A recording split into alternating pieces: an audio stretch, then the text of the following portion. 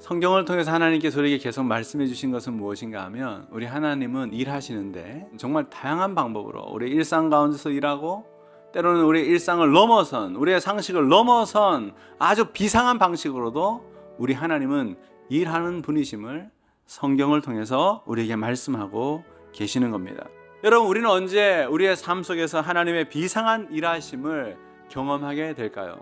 첫 번째는요, 우리가 하나님의 말씀에 헌신할 때 하나님의 비상한 일하심이 우리의 삶 가운데 하나님의 때에 경험되어진다라는 것입니다. 여러분, 오늘 가나 혼인잔치에 물을 포도주로 바꾸시는 이 놀라운 기적의 현장에는 말씀을 자세히 들여다보면 그 예수님의 말씀에 헌신한 사람들이 있었다는 것을 우리가 발견하게 됩니다.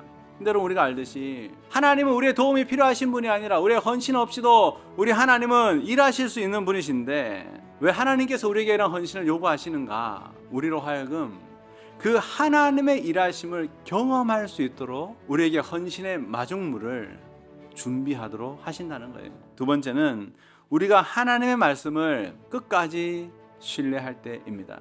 여러분, 처음에 명령하신 거 항아리에 물을 채우라 라는 이 명령은 다 이해가 되는 것은 아니었지만 그렇게 큰 갈등을 일으키는 명령은 아니었습니다. 그냥 무슨 뜻이 있겠지 하고 마음을 다 잡으면 할 수 있는 일이에요. 그런데 지금 두 번째 명령, 떠서 연회장에 갖다 주라. 이 물은 손 씻는 물이에요. 마시는 물이 아니에요. 근데 이 물을 떠서 마시도록 갖다 주라, 이 얘기를 하고 계시는 겁니다. 정말 이성적으로 우리가 생각할 때에 아무리 생각해도 이해가 되지 않는 말씀이죠. 합리적이지 않습니다. 여러분, 오늘 많은 사람들이 바로 이 지점에서 멈춰버려요. 결국에는 하나님의 비상한 일하심을 그래서 경험하지 못하는 겁니다. 진리를 접근할 때, 하나님의 말씀에 접근할 때, 우리가 하나님 앞에 다가갈 때 가장 중요한 출발점은 하나님께서 우리에게 선물로 주신 이성을, 합리성을 다 써서 나아가는 게 출발점인데, 거기에만 머물면 안 된다는 거예요. 이해의 끝자락, 더 이상 이해가 되지 않는 어떤 끝자락을 만날 때가 있어요. 절벽이죠. 그럼 거기서 멈춰야 됩니다.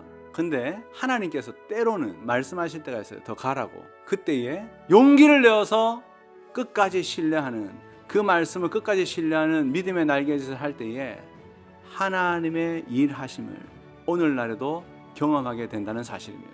사랑하는 여러분, 하나님께서 우리를 이러한 삶으로 부르시는 거예요. 그냥 신앙생활 하는 게 아니라 지금도 살아계셔서 일하시는 그 하나님을 경험하고 기쁨 가운데, 즐거움 가운데 하나님을 기대하는 삶으로 우리를 부르고 계시는 거예요. 여러분, 하나님이 우리를 이 세상에서 부르시는 그날까지 그 하나님과 동행하고 그 하나님을 경험하고 살아가는 우리 모두가 되기를 소원합니다.